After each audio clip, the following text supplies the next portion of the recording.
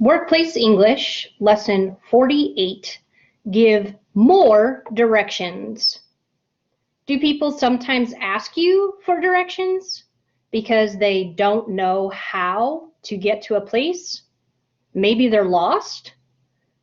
Here are 3 ways people ask for directions.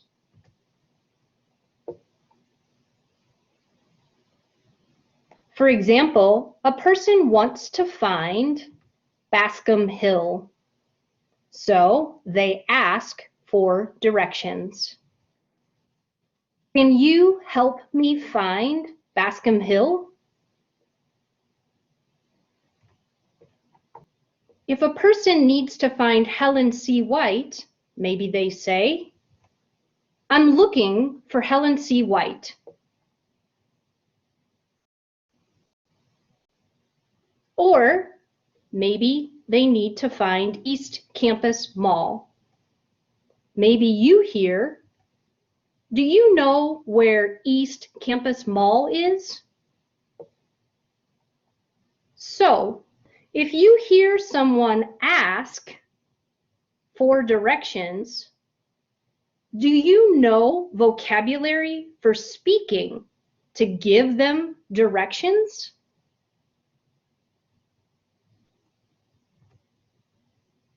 Review. What vocabulary will finish these direction examples? Go blank. On this street, the parking lot is on the left. Blank past the traffic light. Go past the tall building, blank a right. Pick a word from this box. Take, straight, go.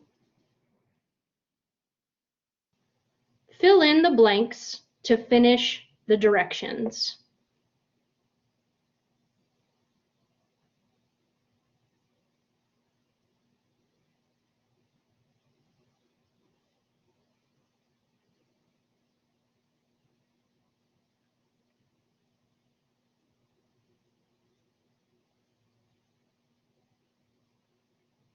Okay, go straight on this street.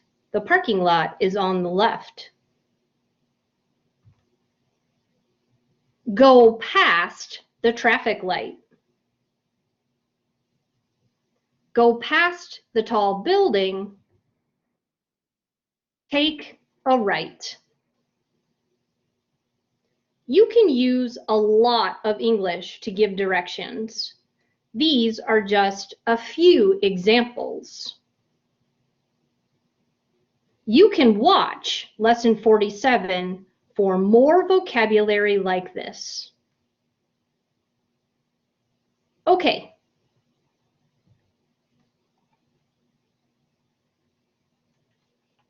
Now, let's look at all 3 steps to give directions. First step, listen. Where does the person want to go? For example, maybe you hear, do you know where a place is? Next, you speak. Explain how to get to a place. For example, go left, go right, go straight. And there are many other ways to give directions also. Step 3, when you speak, use its to say the final location. Its means it is. It equals the place. For example, it's on Park Street. What does this mean? Why do you say its? Well, you know the building is on North Park Street. Or maybe you think Helen C. White is on North Park Street. But to talk, to give the directions, most people say it's. It's on North Park Street. So sometimes we use it's with the name of a street.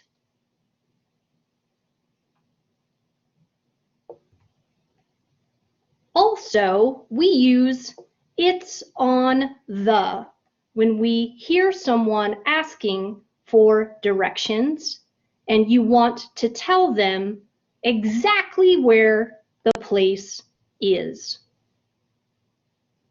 For example, it's on the right. It's on the left. It's on the corner.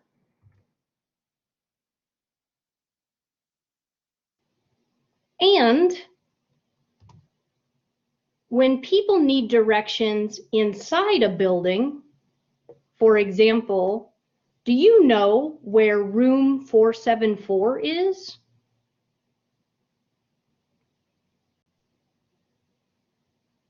Maybe you use it's on the plus the floor number. For example, it's on the 4th floor. Okay. The name of floor numbers can be a little difficult to say. So right now we will practice speaking. It's on the, for example, 1st floor. It's on the 2nd floor. It's on the 11th floor. Hi, let's practice speaking. Do you hear the difference? For example, 1st, 2nd, 3rd. When we talk about different floors on a building, 1st floor, you try. 2nd floor, you try. Hear the second, 2 beats.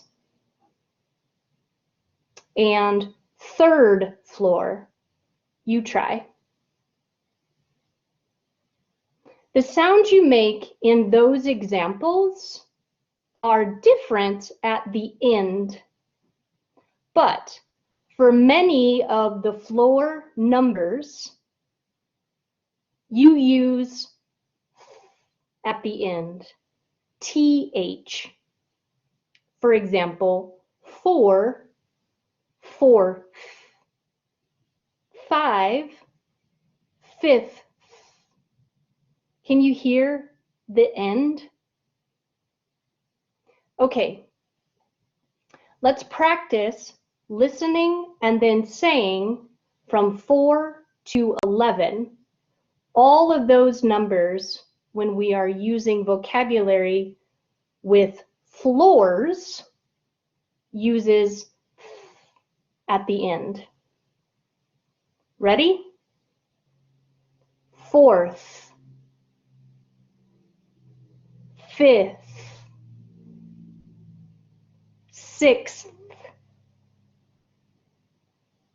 Now the next one is 2 beats. 7th, 7th.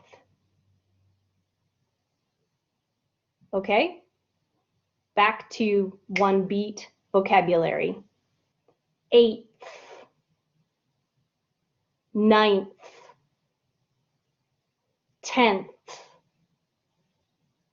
And for our last example, listen, there are 3 beats. 11th, 11th. So most of the vocabulary for floor numbers ends with th. And then if we go back to the earlier examples that don't use the same sound at the end, we have second. When you're giving directions, you can always use your hands to show the numbers if you try to speak and people are having a difficult time understanding you. I do that when people are having a difficult time understanding me. It's a common thing to do. Let's practice one more time from first floor. And by the way, floor, not flower, different words. Floor, or, floor, floor. Let's try it. First floor. Second floor. Third floor. Fourth floor. Fifth floor. Now, let's look at 2 more ways to use it's for giving directions. A quick review, and then we're finished for today.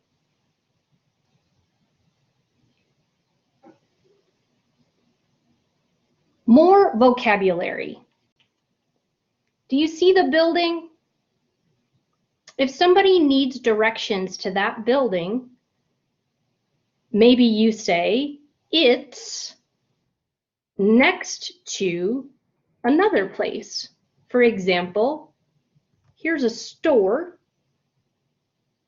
You could say, it's next to the store.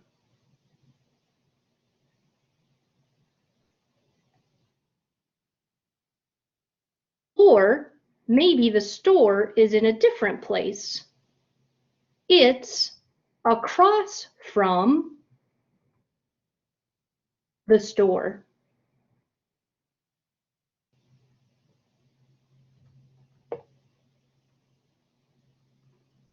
So if a person asks you for directions, first you listen for the place.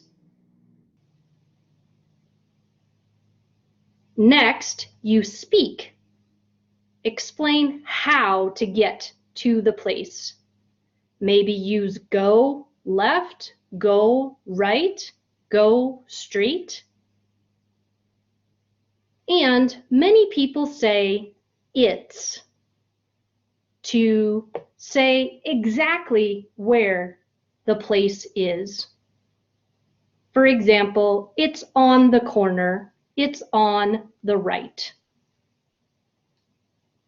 Try these 3 steps when you give directions.